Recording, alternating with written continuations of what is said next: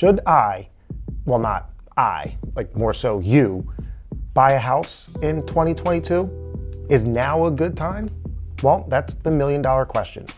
And if you stick around, we're going to talk a little bit about whether or not, in my opinion, whether or not I think it makes sense for you to buy a house in 2022. But do me a favor, if this is your second time or more visiting this channel, do me a favor, drop me a comment, consider subscribing, and mash that bell. I am doing my best to grow this YouTube channel, and although I feel discouraged at times, a little bit of love from you, my watchers, viewers, subscribers, would really go a long way. So with that said, let's talk a little bit about my opinion on whether or not I think you should buy a house in 2022. And well, I'm gonna cut right to the chase and tell you now, it depends. Being in real estate for over 20 years, one common thing that I've heard is that when it comes to real estate, you buy real estate and then wait. You don't wait to buy real estate. But in 2022, things are a lot different, and maybe it makes sense for you to wait before you buy. So the first thing I want to talk about or discuss is your level of expectation.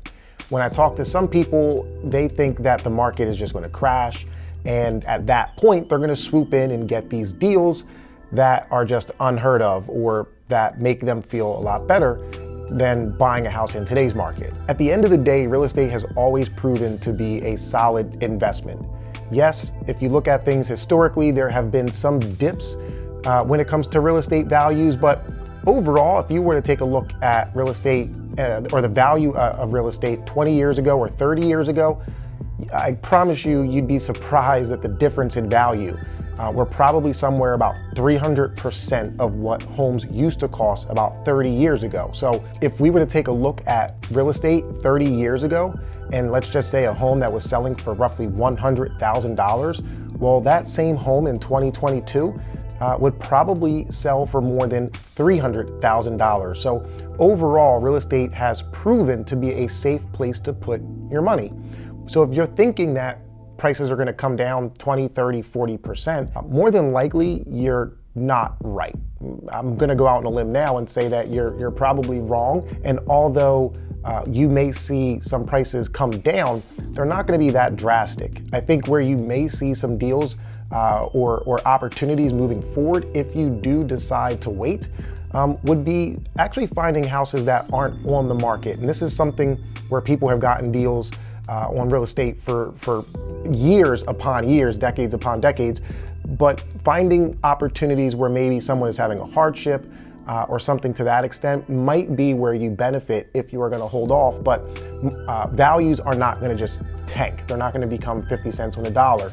The other aspect is if you think that interest rates are going to come back down to 2 or 3%, well, although I can't forecast that, nor do I have some type of crystal ball, I think it's safe to say that we're probably not going to see interest rates that low.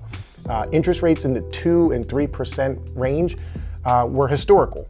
And if anything, as a matter of fact, in your opinion, do you think that these super low interest rates that we saw last year and also early on in 2022 helped or hurt the real estate market? And if you give me a second, I'll give you my opinion on that. But if you believe that you're going to sit on the sidelines and wait for the interest rates to go back down that low, then again, I'm going to go out on a limb and say that you're wrong. Now, my opinion about the super low interest rates, and no discredit to anyone who took advantage of them, if you were able to buy a home or refinance your home and take advantage of those super low rates, well, my hat goes off to you.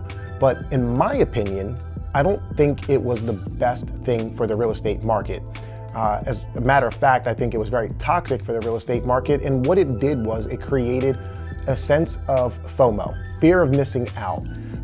Buyers felt as though if they didn't enter the real estate market, they were actually losing out. They were losing out on the insanely low interest rate, but they were also losing out on buying a home as their primary residence, but it also serving as an investment from day one. Many buyers learned quickly that homeowners who recently purchased property were seeing their home appreciate so quickly that it was just putting money in their pocket right away. $20,000, $30,000, $40,000 in equity was not unheard of. So when we factor that in and we light the fire under these buyers and have them enter into a real estate market where we have historically low inventory, well, it doesn't really make sense to incentivize buyers to enter a market when we don't have enough homes to sell. If anything, we should have found a way, or the government should have found a way to incentivize sellers to put their home on the market. And we could have left interest where it was. Now, fast forward to current times, May 2022, and we hear that interest has shot up. The terminology that's being used leads one to think that the boat has sailed. They're no longer in position to get a deal on a decent mortgage when in reality, the mortgage industry as of today has realigned itself with what, in my opinion, is average. I can't tell you how happy I was to buy a home years ago at a 5% interest rate. I own real estate now where some of those mortgages are actually in the fours. I didn't take advantage of all of the refinance opportunities, but I'm not complaining. And ultimately, 5%, 5.5% is not a bad interest rate. But because we had those 2% and 3% interest rates, now all of a sudden, anything in the fives is just toxic and people don't want any parts of it. So that's my opinion on the 2% or super low interest rates in general. Now, with all that said, there still has to be some type of breaking point. And what that breaking point is, I don't know. I'm gonna assume that if interest were to get somewhere in the neighborhood of 8 or higher, especially if housing inventory remained low, in my opinion, that's probably the breaking point for the real estate market. And again, not real estate market overall. It's going to be different in a lot of different markets, but I think 8% is probably where we're going to see a lot of buyers really hit the sidelines and say that now's not the time, because I don't see home prices coming down right away. I don't really see them coming down for quite some time, and solely that's due to inventory. So again, if you are waiting for numbers to come down, I think I've said this like 5 times, you're probably making the wrong decision. But back to the ultimate question, is now an ideal time to buy a home? And as I mentioned earlier, that really depends. I think for the first-time home buyer, especially a single first-time home buyer, I think the majority of them are priced out of the market. I wrote down, here's my little notes. So statistically speaking, the average home price here in the US is just over $330,000. It's $337,560. Yet the average US income is somewhere in the neighborhood of about $53,000. So if that's the case, and the average home is $337,000, then that home buyer would need about $125,000 at their disposal to put down on the property to make it affordable.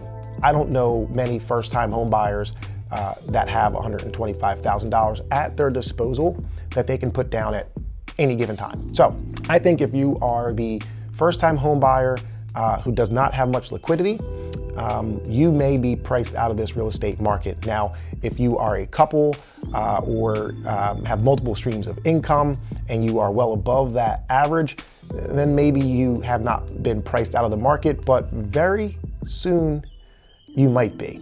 If you turn on the news, everything you hear right now is either about inflation, mortgage rates, low real estate inventory, and a potential recession.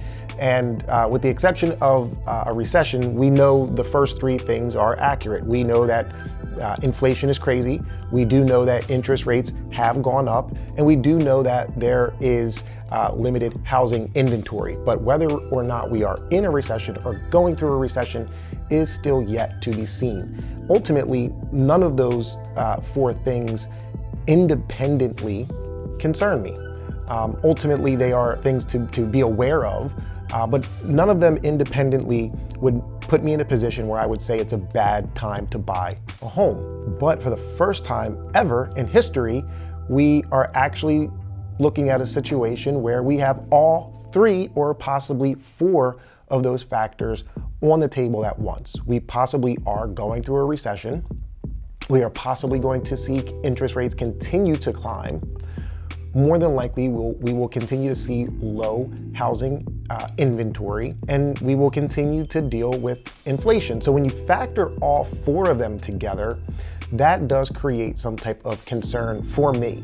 And ultimately, you need to know your situation really well. You need to know your budget really well, and need to maybe realign or readjust your search criteria, because what we've been used to over the last couple months is not normal. And if you are still thinking you're gonna go out there in the market and buy a home, pay $20,000 over asking, but be okay because it's gonna continue to appreciate quickly, and you can recuperate that loss, well, I don't know how much longer we're going to see things like that. So it is imperative that we watch those four moving mechanics closely: the inflation, potential recession, low inventory, and the rising interest rates, to determine whether or not it makes sense for you in your position to buy a home. If you are out there and you're a buyer and you had 20% to put down, and now the interest has gone up, maybe you consider not putting 20% down, having that PMI on there, which will raise your payment a little bit, but using some of your additional liquidity to pay some points and maybe buy the rate down. Or maybe, depending your situation and how long you plan on being in a home, maybe consider an adjustable rate mortgage. Now, that one I would approach with caution and speak to not only your realtor, but your loan officer in detail, because there's a lot that goes on with an adjustable rate. And since we don't know where interest rates are going down the road and where values are going to be, that could be a slippery slope. But it could be something to consider. And if you have questions on any of that, by all means, I'd be more than happy to help you. If you are one of the 3, maybe 4 people, I'm gonna suggest not buying. Now, if money is tight for you, do not buy.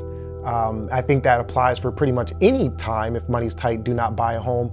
But if money's tight, I would not buy, because again, inflation and potentially a correction to an extent in the housing market. So don't buy if money is tight for you right now. If you see yourself moving in the next 3 to 5 years, I would also encourage you not to buy. And then lastly, if you don't have to buy, I would encourage for you not to buy. So if you're just looking to maybe be in a different house, maybe just to give you a little extra space, because it gives you that yard that you were looking for, although I know you want them, now may not be the time to pursue them. But if you have to move, you need the bigger space, you need to downsize, you need to relocate for your job, all of those different moving mechanics. Well, as of right now, May 2022, I'm gonna say it's still a good time to buy. So there you have it, friends. Let me know what's your opinion. What are your thoughts? Drop me some comments. That also helps the YouTube algorithm. Let me know what you think if now's a good time to buy, or if you're gonna hold off. And if you are holding off, are you staying where you're currently at, or are you looking to rent a home? Because rental prices are also going up quite a bit. So with all that said, my friends, tune in next time. Until then, take care.